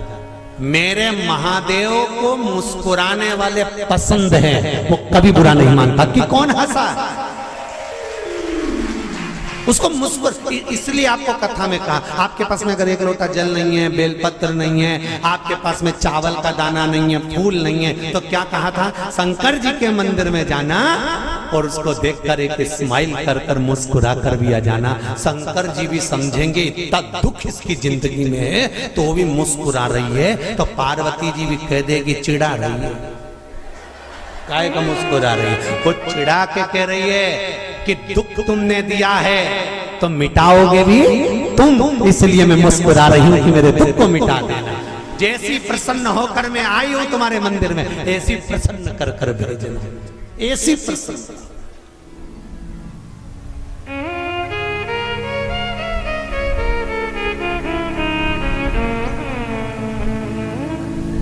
हो लिखन वाले तू हो के दयाल लिखना, मेरे हृदय अंदर सतगुरु का प्यार लिखना। हाथों पे लिखना सेवा गुरु की, पाँव पे गुरु जी का द्वार लिखना, मेरे हृदय अंदर सतगुरु का प्यार लिखना। नैनों में लिखना दर्शन गुरु के, शिव रूपी गुरु मिल जाए तो दर्शन। होठों पे शिव जी का नाम लिखना, मेरे हृदय अंदर सतगुरु का प्यार लिखना। इन शब्दों में मेरे गुरु शिव रूपी गुरु का नाम, शंकर का नाम, इससे ज्यादा मुझे कुछ नहीं चाहिए, इससे ज्यादा मुझे कुछ नहीं चाहिए। चंचुला देवी हंस ली, मुस्कुराई, ठाका लगाया, शंकर जी को पसंद आया। अब और अच्छी बात सुन लो, बहुत अच्छी बात है, श्रावण शिव महापुराण में मिली है। वो तो ये दोनों जजमान थोड़े दमदार अच्छे मिले हैं ना, तो कथा का भी एक आनंद श्रावण के महीने में मिल रहा है। जरा देखिए, जरा सुनिएगा। सारे राक्षसों की कथा निकाल लो तुम आज घर पे जाकर, रावण को निकालना। जब जब राम के सामने आता था तो ठाका लगाता था कि नहीं लगाता था? बोलो जम के सही है कि गलत है? कंस कृष्ण भगवान के सामने आता था तो ठाका लगाता था कि नहीं लगाता था? जाने दो। पूतना, तृणावत, अघासुर, बकासुर, इनको भी, और जितने जितने जितने जितने तुम राक्षस निकाल सकते हो, तारकासुर, भस्मासुर, रावण, ये जितने जितने असुर सबको देख लो, भस्मासुर, ये सब, और भी तुम जितने सीरियल निकाल सकते हो, नाटक, उनमें देखना। देवी मैया रक्त बीज को मारने जा रही है, रक्त बीज हंस। महिषासुर को मारने जा रही है, महिषासुर हंस। एक दो बार तो माता देवी मैया को भी थोड़ा टेंशन हुआ कि मैं इसको मारने जा रही है, हंस क्यों रहा है? रावण मरने जा रहा था और मुस्कुरा रहा था, हंस रहा था, ठहाका लगा था। आज भी रावण जलता है ना, जब कौन से मैदान में? अरे जम के तो बोलो, रावण मर के चले गया पर प्रॉपर्टी आज भी रह गई उसकी।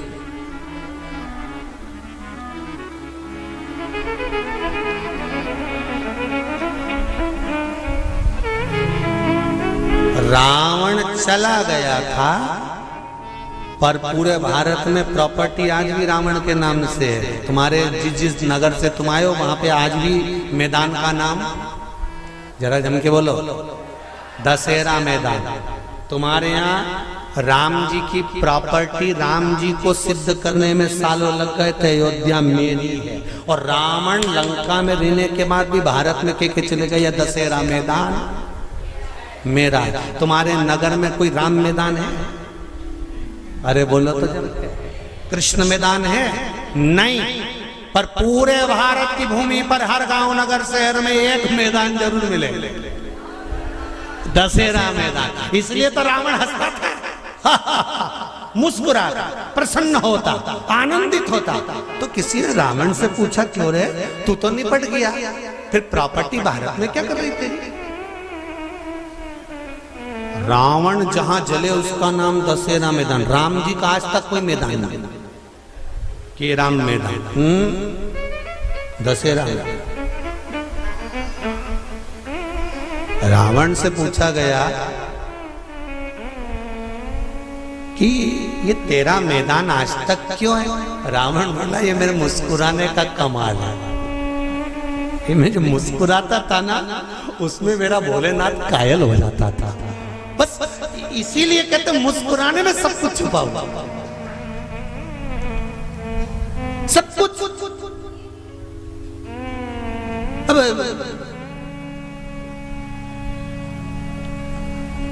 पहले हमारी आदत थी, हम सीहोर में अगर कोई शांत भी हो जाता था तो उनके यहाँ जाते थे, तो उनकी बहुएं रोती थी ना, तो वो हमको देख के चुप हो जाती थी। उनको मालूम है अगली कथा में बोल देगा। तो बहुएं चुप हो जाती थी हमको देख के, उनकी डिजाइन। नहीं तो कई बहुएं ऐसी अल्ला अल्ला के रोती थी, सांस मर जाए तो खूब अल्ला अल्ला के रोए, ऐसी रोए, ऐसी रोए। तो मन में बाद में तो आता ही था कि बताओ, हमको काकी मिली थी और पहले कह रही थी कि मैंने 3 दिन से इनसे कह रही कि मेरे को गर्म चाय दे दिया करो। जब बेटों की चाय बनती है तब मुझे चाय देने आती है, तब तक चाय भी नहीं देती। और आज अल्लाह अल्लाह के रो रही हम। तो बोलो याद आएगी कि नहीं आएगी? तो अब रोने से कौन सा फायदा है? इसीलिए निवेदन है, 25 लाख की गाड़ी में बैठने वाले भी एक दिन 25 रुपए के लोटे में भर के गंगा जी चले जाता था।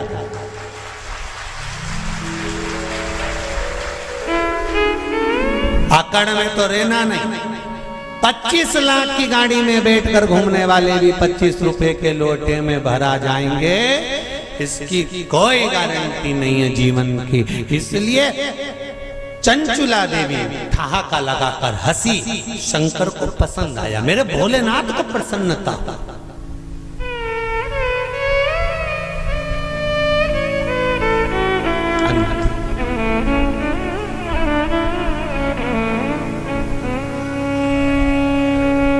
मृत्यु की घड़ी में मौत तुम्हारे सामने खड़ी है और तुम्हारे चेहरे पर स्माइल होगी ना, तो यमराज भी टेंशन में आ जाएगा कि ये हंस क्यों रही है।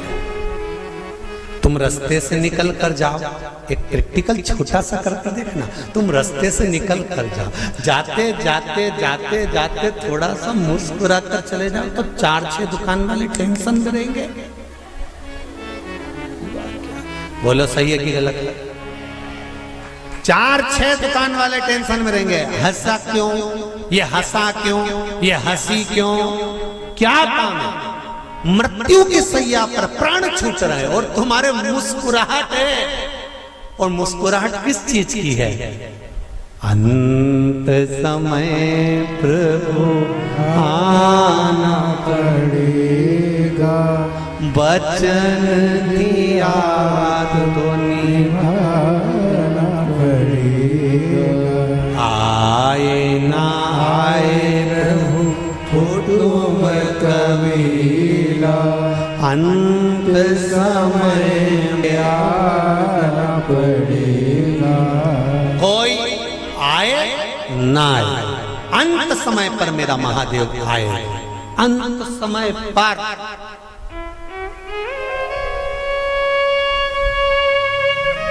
मृत्यु की घड़ी पर अगर मुस्कुरा भी रहे हो ना आखिरी में, तो यमराज को चिंता लग जाएगी।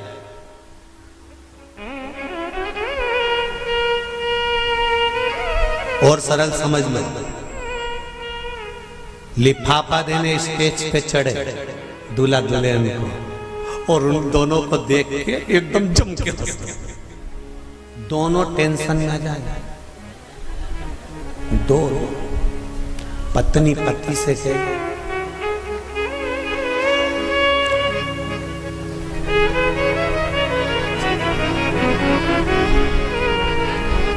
फिर पति भी कहेगा,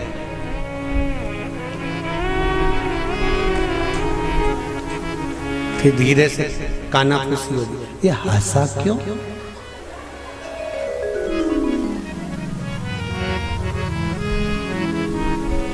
और फिर वो दूसरी बार आए और फिर जम के तो पूछोगे कि नहीं पूछोगे? इधर आ रहे हो बेरू, इधर इधर ये बता कि तू स्टेज पे आता है और बहुत तेज हंस के जाता है, बात और टेंशन दोनों को है, बात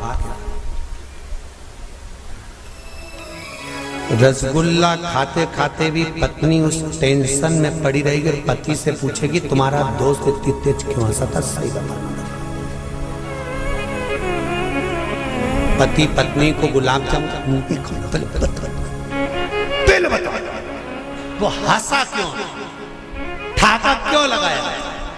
अंत समय में अगर चेहरे पर प्राण छूटते समय भी मुस्कुराहट होगी तो यमराज भी शंकर जी के पास जाकर पूछेगा कि इस मुस्कुराहट का कारण क्या है। शंकर जी कह देंगे ये मेरा भक्त है, मुस्कुराता रहेगा, इसके चेहरे पर स्माइल है, ये मुस्कुराता रहेगा। मृत्यु तो आना है, निश्चित है, पर मौत में भी जो प्रसन्न रह गए वो संत, वो साधु, वो सन्यासी, वो तपस्वी ही हो सकता है। अंत समय अब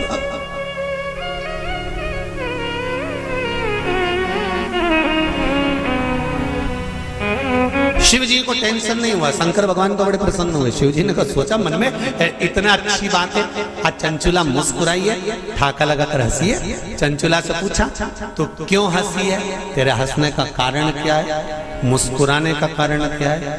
चंचुला देवी कहती है मेरे मुस्कुराने का एक कारण है, आप अगर मुझे मार्ग बताते हैं कि पति के लोक नहीं जाना है तो मैं पति के लोक नहीं जाना चाहती।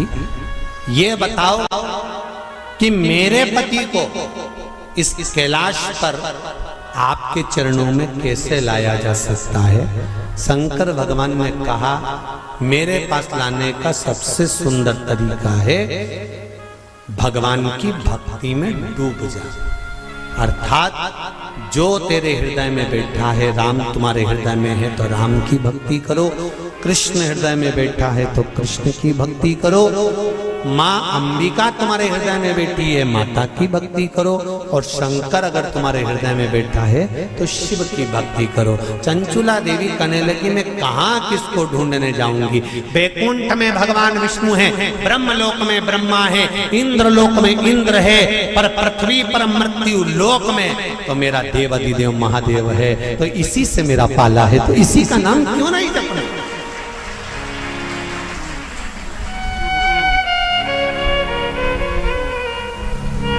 मैं शिव का नाम क्यों ना जप? महाराज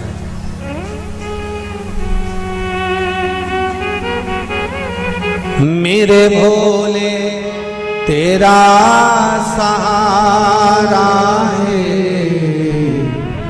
मेरी नैया का तू किनारा है।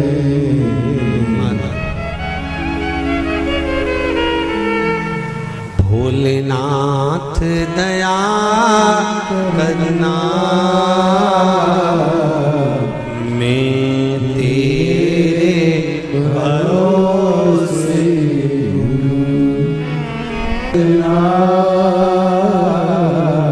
मैं तेरे भरोसे